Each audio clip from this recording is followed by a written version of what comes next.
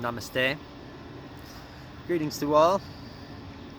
Um, I made a video, and now this is the second video of today, which sometimes if I get too excited, I digress way off topic of what I was thinking about before. I look at the video, I'm like, I'm speaking from the heart, I'll just post it. Very raw and stuff. So out of that digressing of a video that I am uploading as I make this one,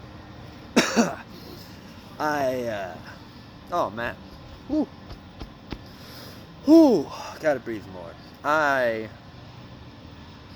wanted to make another video in regards to channeling, and I'd like to get your ideas on channeling, what you think about it, if you think it's all a hoax or not.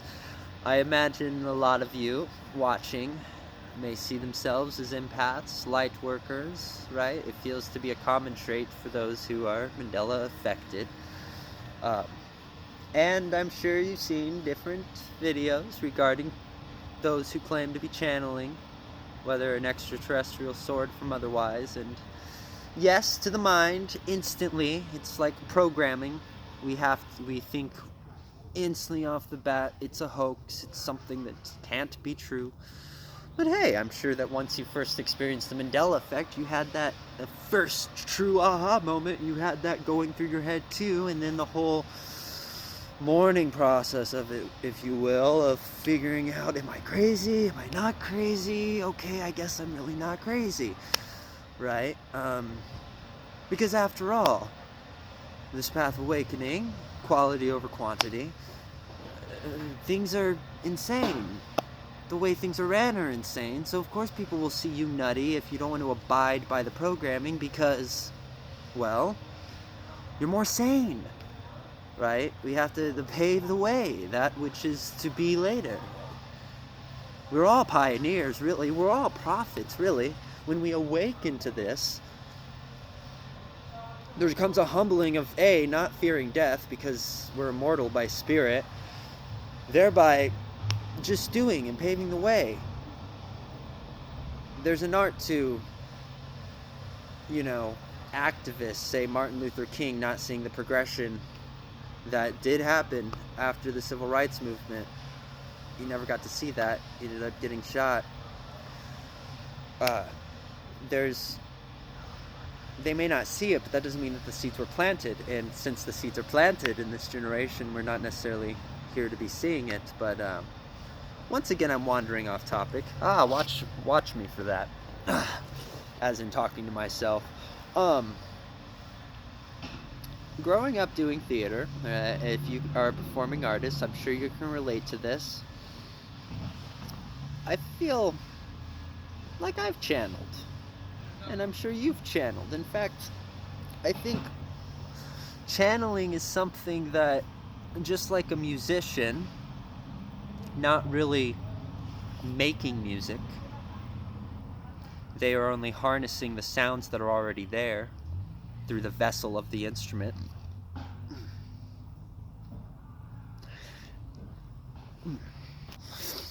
There's always this sense of gratification when the performing artist does it right. Another good director, different director, I referenced a director in another video. Before you go on stage, forget everything. It is only by forgetting everything that you knew in rehearsal about your part, all your lines, all your cues, all your entrances. You forget it all. Because when you're on stage, you have to trust that you will know what you need to know when you need to know it. Oh, here in the Western world, a K-12 education, we have to have all this external knowledge put in our heads, otherwise we won't know. And if we don't know things, how are we going to exist in this 3D density of over excessive ego and linearity? See, channeling happens naturally. If you are really in that space as an artist, you know what I'm talking about. If you've ever, painters, have you ever made a painting where you felt like the painting's painting you?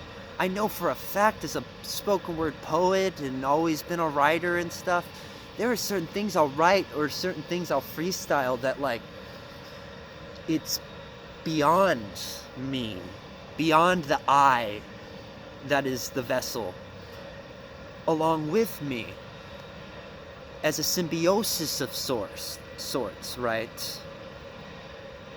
You are not just you. Just as an actor on stage, an audience isn't focusing on actor A or B, they're focusing on the space. They're focusing on my head, hey! They're focusing on the space in between actor A and B. That's precisely the thing with channeling. We're doing it continuously because everything outside of our reality is once again the product of we. There is blessed are you, as blessed am I. For you would not exist without I, as I would not with you. Because without all the yous and I's, there would be no we. Thereby, there'd be no multidimensional reality. Why is it multidimensional? Well, hey, even mainstream physicists and stuff who are geared towards Mandela-affected individuals being nutty as shit, even they would say, hey, look at your body as a universe, as a cosmos, right? Well, okay, if our body's a cosmos, bear with me, and everything outside of I, this vessel, is a cosmos, you got cosmos A, you got cosmos B, man. You got universe A, you got universe B. Whoa, wait a minute, that's like a multiverse, right? Blessed is you as blessed am I, as I. Because we, just like a single grain of sand on every corner of the globe, we, just as every single unique pattern through the structure of sacred geometry, through snowflakes subjected to gravity, we are as unique. Once we are gone in this plane of existence, there will never be something quite like this plane of existence.